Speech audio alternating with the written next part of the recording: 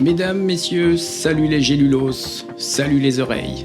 Vous êtes bien sur RPM, la radio pirate du médicament.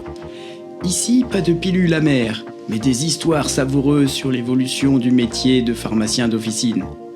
Des potions de l'Antiquité aux molécules d'aujourd'hui, on remonte ensemble le fil du temps pour découvrir les grandes dates qui ont marqué notre profession.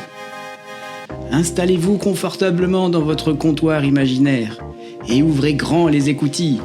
C'est parti pour une nouvelle chronique officinale. L'exploration des grandes étapes de l'histoire de la pharmacie continue. Aujourd'hui, direction le XIIIe siècle, une époque où médecine et pharmacie sont encore très liées. Mais plus pour longtemps. Car en 1241, un événement va tout changer. L'édit de Salerne, un texte qui va officiellement séparer les médecins des apothicaires et poser les bases d'une pharmacie professionnelle et réglementée. Prêt pour un voyage dans le temps ? Un monde sans pharmacien ? Impensable. Imaginez un monde où les médecins sont aussi les préparateurs de médicaments. Ils diagnostiquent, prescrivent et fabriquent eux-mêmes les remèdes. Pratique ? Pas vraiment. Entre l'examen des patients et la concoction des potions, difficile de tout bien faire.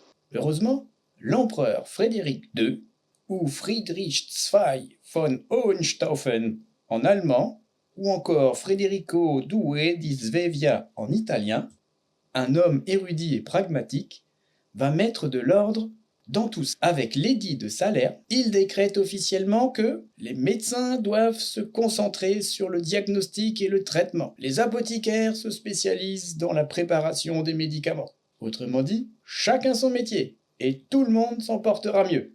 La naissance d'un métier structuré. Mais cet édit ne s'arrête pas là.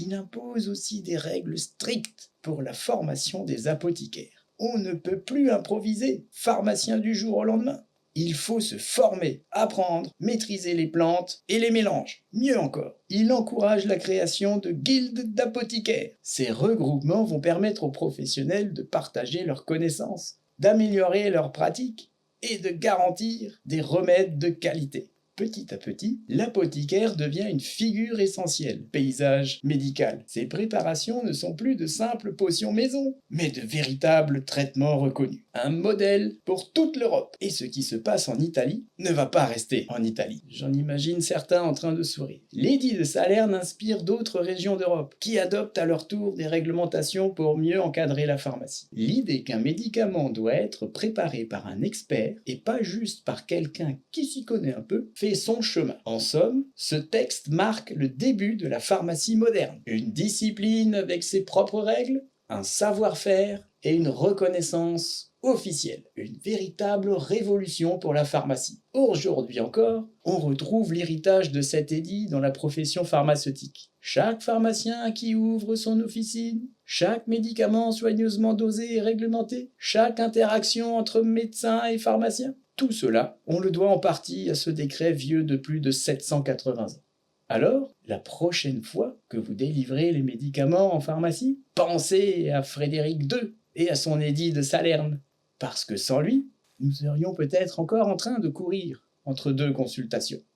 Et voilà, cet épisode touche à sa fin. Merci d'avoir tendu l'oreille et embarqué avec nous sur RPM, la radio pirate du médicament. Soyez nombreux à nous suivre et franchement, un tonneau de rhum fera chaud au cœur. Mais ne rangez pas encore votre balance et vos flacons, car dans le prochain épisode, on vous réserve une nouvelle dose d'histoire officinale. D'ici là, restez curieux, partagez ce podcast autour de vous et surtout, gardez la posologie du savoir bien dosé. À très bientôt sur RPM.